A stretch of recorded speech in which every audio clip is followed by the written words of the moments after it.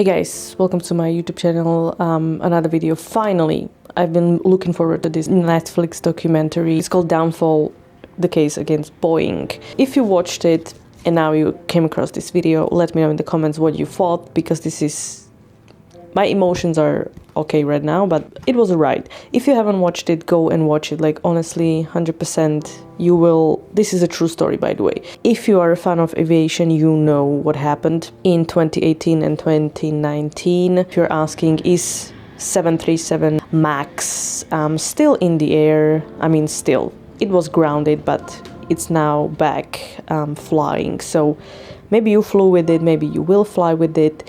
Boeing claims it's now safe. I can tell you one thing. Netflix destroyed Boeing. Honestly, that documentary shattered Boeing from inside out. You can find the real hidden footage from employees talking about the safety features of the airplane using cheap materials. This is what you fly with. This is what I fly with, okay? The saying, Boeing is one of the best companies in terms of aviation in history. And it's always like the saying used to be, if it ain't Boeing, I ain't going. It was considered the safest year of aviation history. It was 2017, right? Then, one day, to be precise, October 29, 2018, Lion Air, 189 people dead. So the brand new 737 MAX, and by the way, in terms of brand new, they took 737 as it is to save money, right? There's a lot of expenses, not to mention time developing new aircraft. So Boeing obviously losing money on stock market, and they were losing value, etc., because of the Airbus. They decided we need to create this fuel efficient airplane, just like Airbus did with Neo, because we're gonna lose this battle, right? So they were, they decided what's the shortcut to this. So we're going to design what we already have. So 737, we call it MAX, okay, 8 and 9. But it's the design of 737, so it's FAA approved. So you don't need pilot training, or you don't need approvals from the FAA. Then you can put it on the market, and then you can sell it, obviously, very quickly, right? And also, it saves you money because you don't need any pilot training, because the training that they have from 737 is valid for 737 MAX. Which was not the case, obviously. For fuel efficiency, they need to change the motors. So they have to be bigger. And I'm not the engineer, so I cannot explain exactly, but they need to put much bigger motors on the same body of 737, which didn't work, right?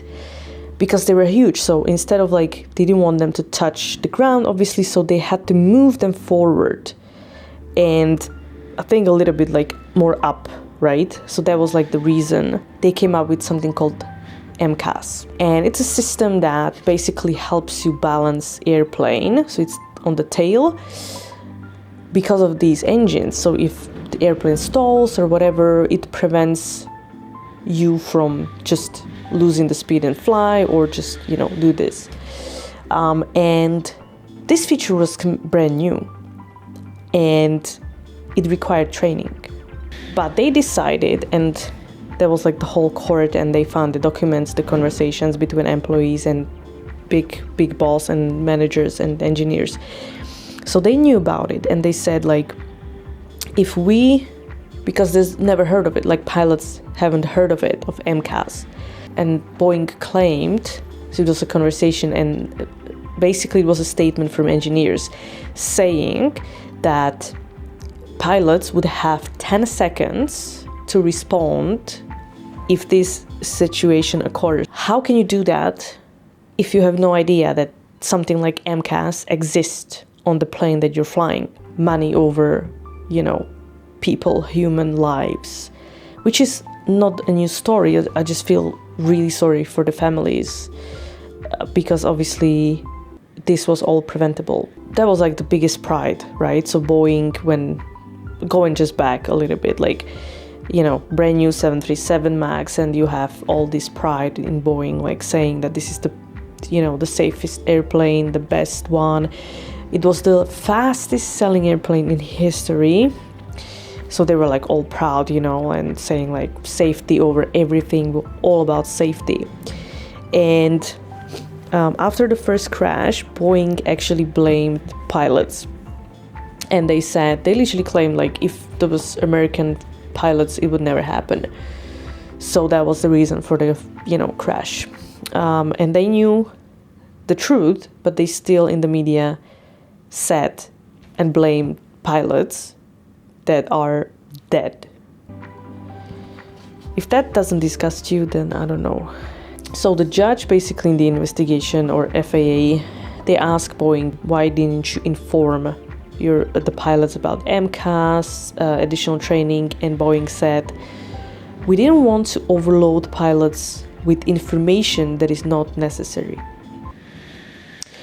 So people died, accidents, fatal accidents, and you actually looking at the paper, you know that this can happen, but it's not necessary to inform pilots. Okay, as long as the stocks are going high, right? So after the first accident, Boeing refused to ground the airplane. The pilots were at fault, and just trust us, 737 MAX is safe to fly. We're not gonna ground it, etc., etc. March 10th, 2019. 19 weeks after the first accident, 157 passengers and crew on board crashed. Like, they couldn't even recover a single body because it just crashed and created like this hole in the ground. That's it. Of course, black box is revealed is the same scenario. It goes up and down, and then it's just down and you're dead. So, second accident within 5 months. Brand new airplane. This has never happened in the history of aviation. Victims' families from the first accident and second accident demanded, you know, justice and everything. And this is, again, the first time ever in history that the President of the United States of America, at the time Donald Trump, grounded the airplane all over the world. So we're talking hundreds of 737 MAXes. And currently, by the way, there are 346 73 MAXes in service at 30 carriers around the world. So hopefully they fix the issue, right? Everything was preventable, obviously. The bottom line is Boeing knew about it the whole time. First airplane crash, the pilots had no idea that MCAS is on board, like what it is. So obviously that was inevitable. They crashed.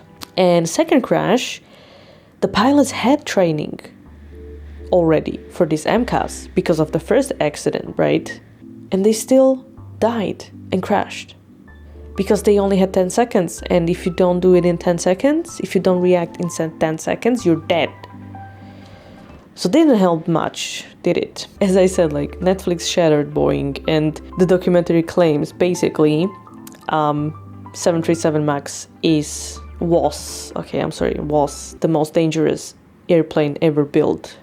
CEO of Boeing at the time, Dennis Muilenburg, resigned after the hearing. So he resigned from CEO of Boeing, and he received stock and pension worth of $62 million.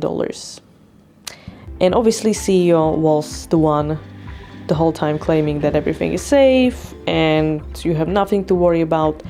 Continue flying 737 MAX. It's all safe, it's great, whatever. 737 was grounded for 20 months in total, and in November 2020 they started flying again. And Boeing claimed they fixed the issue completely. Who knows? In 2021, US Department of Justice charged Boeing with criminal conspiracy and trying to defraud FAA. They paid $2.5 billion in fines, and thanks to this, they avoided criminal prosecution. So the bottom line is, you can buy anything for money, you can get rich when other people die. We know that, but this is for the company like Boeing. Like, you're not building washing machines, you're building planes, those things that fly like 12 kilometers high in the sky, and they can kill you very easily, right? Let me know in the comments what you thought about the documentary. If you haven't watched it, go watch it. If you watched it, let me know in the comments, because I'm still like shocked and very sorry for the families. Unfortunately, the CEO got 62 million in the end, and Boeing just paid $2.5 billion just, not to be prosecuted. So I kind of feel like Netflix documentaries are not actually satisfying, like in terms of endings, because you don't get justice in the end. Because you say like money can buy you happiness. No, it can't. But pretty much it can buy you anything else. Instead of going to jail and be responsible, they give him 62 million. Can you explain it to me?